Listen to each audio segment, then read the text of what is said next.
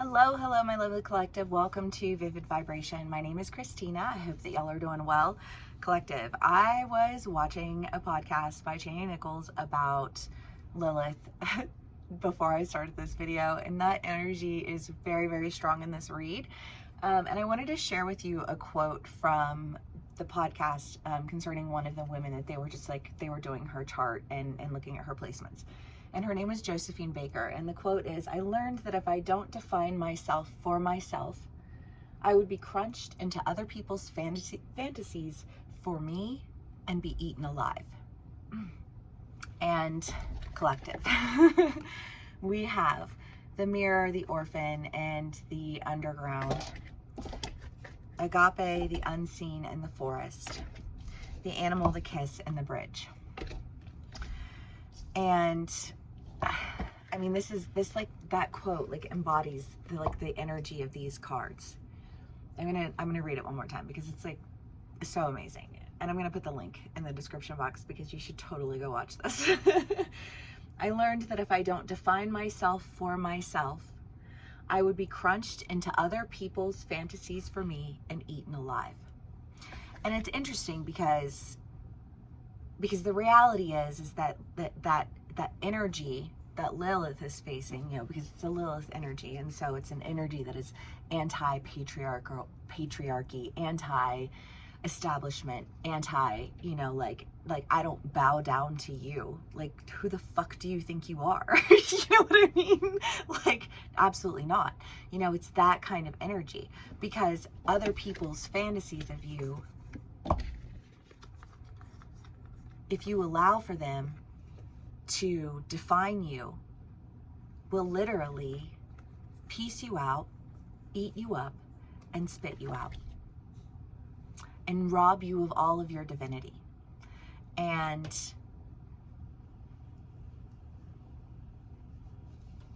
at no point in time will that ever be okay. And I feel like that at no point in time will that ever be okay. Because I feel like my collective,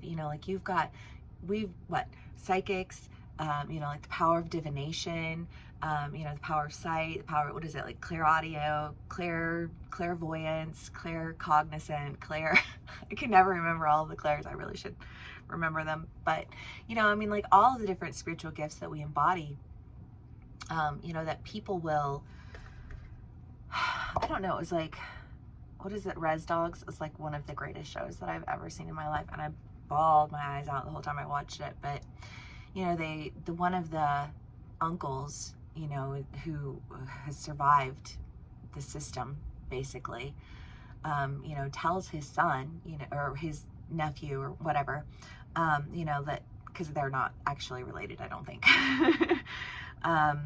but he shares with him, he's like, you're seeing this, you're speaking with the spirits, aren't you?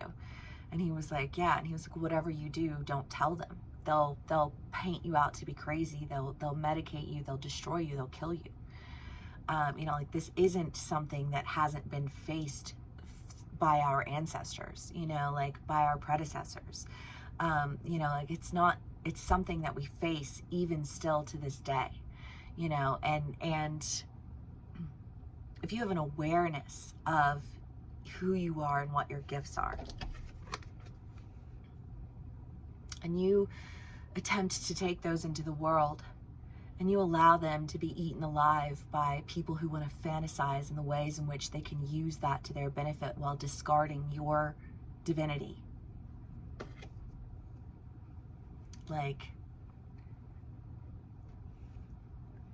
I just feel like this, you think that you're going to oppress me.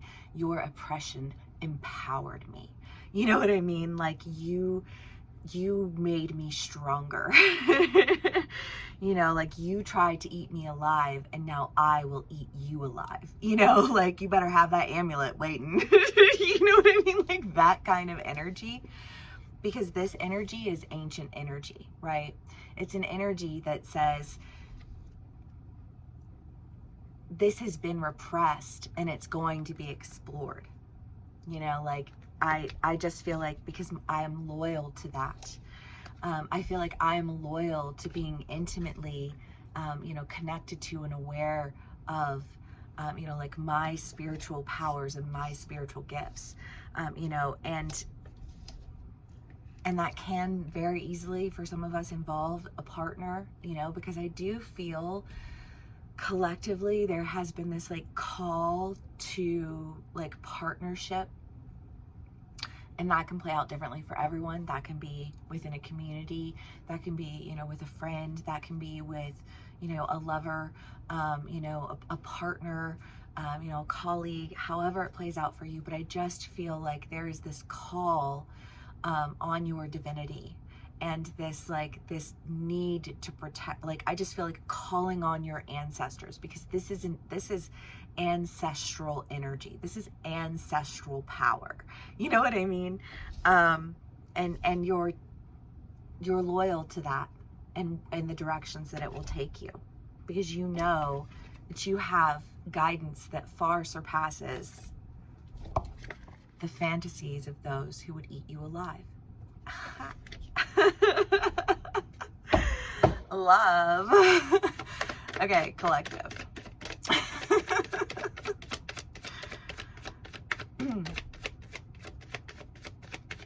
Let's see what we can get in terms of clarifiers. Okay. The Ace of Pentacles, the King of Pentacles, the Knight of Cups, and the Ten of Wands. Well, I mean, this really does kind of feel like an opportunity, a new opportunity to step into, a new community, to go in a direction. And I do feel like for a lot of us, there's a lot of change that's happening. There are a lot of transitions that are occurring. There are a lot of, like purging ourselves of people, places, and situations that wanted to fantasize about us and eat us alive. And stepping into like communities that honor like the ancestral divinity that we embody. And I don't know how like this opportunity is going to present itself to you, because the Pentacles is oftentimes like a job, a new job, like you're just stepping into a new role. But I feel like whatever it is, it's something that you do love, like you are like, I love this direction. I'm happy with this direction. I'm happy with this community. I feel taken care of. You know what I mean? I just kind of feel like, excuse you, my ancestors are going to take over now. Get out of the way.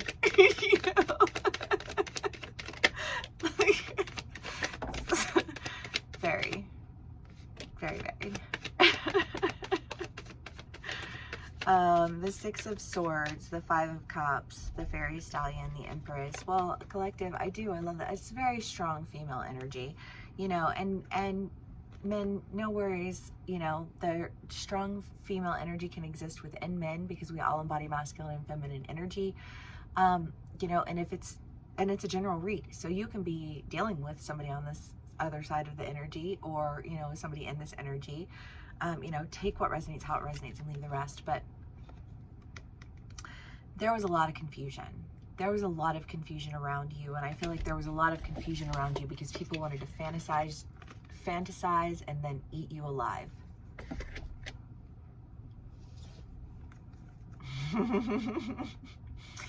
And you're like, no. I am so much more than the sum of your unimaginative fantasies. And I'm gonna move in the directions that exhibit true loyalty to the divine. I don't know, because if there's like, I just feel like if there's a divine feminine, there's a divine masculine too. And I don't give a fuck if you are LGBTQ, you embody a divine masculine or a divine feminine, and you will be attracted to somebody who has that counterpart to you. And again, everyone has masculine and feminine energy. But there is like a sense of like drawing in the divine, and that drawing in the divine, I think it feels very protected, right? It feels secure, because it is not the man's job to control. It is the man's job to protect the wildness that is the woman. You know what I mean? gender neutral, but you get the point. And I feel like you're exiting the realm of the low level fantasizers and entering into the realm of divine connections. King of Pentacles again. The Six of Pentacles, because again, it just has that energy of like steal from Peter to give to Paul, and I'm gonna take from you to like feed my own desire. You know what I mean? Like, sorry, I'm not here for you to fantasize about. Like, that's not my role. And you know, I just feel like I will define myself, lest I be eaten alive by people who want to create fantasies around me. I will follow my intuition. I will be the keeper of my balance, and I will engage in things and relationships and communities that honor that. I just feel like, well, because when you think of divinity, whether you're a divine feminine or a divine masculine, when you think of divinity, you think of like a throne. You know what I mean? Like you won't. It's like I'm trying to think of an example, but it's just kind of like, well, I can't remember the movie though. But like, it was like a giant person when they stood up. Like, all these little men were just like, you know, just like squash them under their feet, you know. And it's like I embody such a massive divinity that is rooted in the ancestry of who I am, that for some tiny ass little low level energy to think that they're gonna do anything more than irritate me and control me and eat me through their fantasies is laughable. You know, like, at best. And yes, I do think it's funny that I said eat me through your fantasies, because you know, like, that's the only way it's ever gonna happen.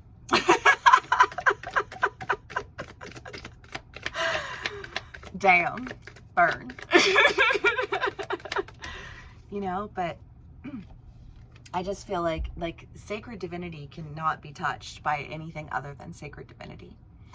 And collective, I feel like we are purging low-level energies and stepping into our sacred divinity, and we are stepping into relationships, you know, that honor the divinity in us, because we are able to honor the divinity in them. And I just feel like, and nothing can touch that, because that's never ending and never beginning, because it knows no bounds. It's beyond the construct of the time frame in which we exist in. You know what I mean? So yeah, I hope that this resonates with y'all. Please go watch this podcast, because it's amazing. And yeah, I will see y'all again soon. Bye.